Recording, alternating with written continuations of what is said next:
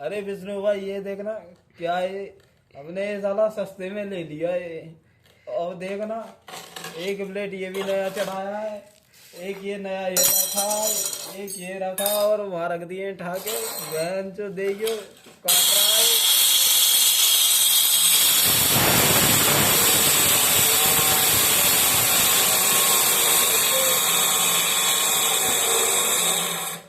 और गांठ देखो बच रही गाइस, है काटने में। देखो गाइस, जब ये कहता हूँ हमारे रेट खराब ना करें, ये लोग सस्ते में ले लेते हैं। अब इनने 40 ब्लेड चेंज कर दिए और अब इनकी गांड पड़ रही है। बोल रहे हैं मोल्डिंग कैसे बनेगी इसकी, ये तो कट ही नहीं रहा।